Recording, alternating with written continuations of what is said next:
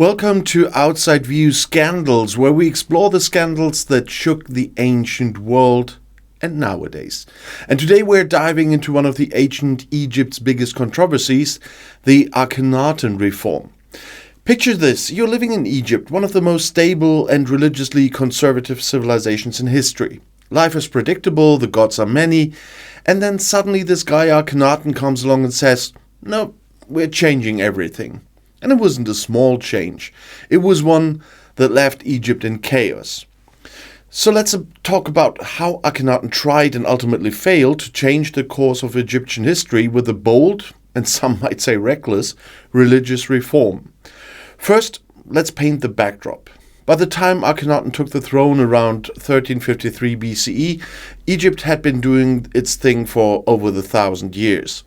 The system was steady, they worshipped a whole pantheon of gods, led by Amun, who, by the way, was a very big deal in Egypt.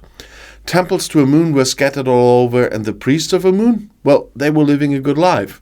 Wealth, power, influence, you name it. So when Akhenaten becomes pharaoh, everything's business as usual. But then he decides that the traditional gods, Amun especially, weren't cutting it for him. Instead, he sets his eyes on one god, Aten, the sun disk. And Akhenaten basically says, you know what, there's only one god, and it's Aten, not this Amun guy everyone's obsessed with. The shift from polytheism to monotheism, it didn't go over too well. And now let's talk about Aten. Aten wasn't exactly a new god. Egyptians had worshipped aspects of the sun before, but Aten was more like a minor character in a long-running soap opera. Akhenaten turned him then into the star of the show, claiming Aten was the only god who mattered. And in fact, Akhenaten didn't just like Aten, he became obsessed with him. And he changed his own name from Amenhotep IV to Akhenaten, which means effective for Aten. And that's like a CEO of a company renaming himself after the brand. Imagine Steve Jobs changing his name to Steve Apple. It's bold, but maybe a bit overboard. And Akhenaten didn't stop at renaming himself. He went all in on the Aten worship by abandoning the traditional religious capital of Thebes, the city where the god Amun had his main temple. Instead, Akhenaten founded a new city entirely, Akhenaten, which means horizon of the Aten. It's subtle, right? Now, if you're thinking this sounds like a religious takeover, you'd be correct. Akhenaten didn't just build temples for Aten, he basically shut down worship of all other gods, including Amun, who had been the rock star of Egyptian deities. And the temples of Amun closed, the statues destroyed, priests stripped of their power. And you know that didn't go over quietly. Now, imagine you're an average Egyptian citizen. You've grown up believing in the pantheon of gods, honoring your ancestors, worshipping Amun, Osiris, and all the rest. And then out of nowhere, the pharaoh declares all of that to be wrong. Then, just one god, now Aten, and you're expected to go along with it. The shift, and the sudden shift, didn't just cause some confusion. It led to a major social upheaval. The priesthood, especially those devoted to Amun, lost power, and since the temples also played a big economic role, this hit Egypt's economy hard. And the regular folks, they weren't exactly thrilled. Imagine waking up one day and finding out that all the rules you've been living by are now obsolete. And Akhenaten's obsession with Aten wasn't just religious. It affected art, politics, and everyday life. Traditional Egyptian art, which had stayed more or less the same for centuries, suddenly became super weird.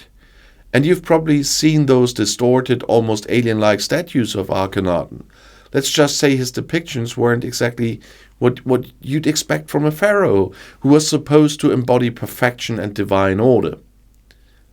Akhenaten, not so much, but hey, when you're the guy changing the religion of an entire nation, why not mess with the art too? And here's the thing about Akhenaten's reform. It didn't last, not even close. After about 17 years on the throne, Akhenaten died, and let's just say his successor were not eager to keep his radical ideas alive. His son, you've probably heard of, a little guy named Tutankhamun, or King Tut for short, quickly returned Egypt to the old ways. In fact, he even changed his own name from Tutankhamen to Tutankhamun. Message received. And Akhenaten's new city, Akhenaten, was abandoned shortly after his death, and the temples to Aten were left to crumble.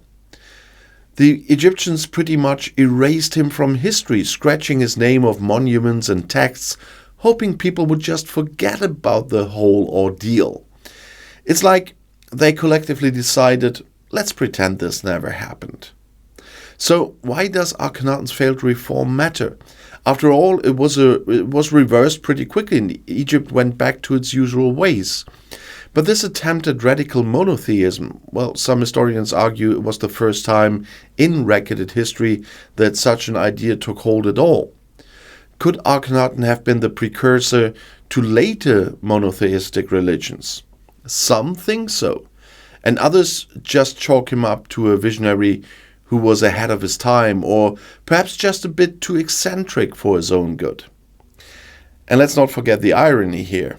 Akhenaten tried to immortalize Aten as the one true god, but in the end, it's Akhenaten himself who was almost completely erased from history.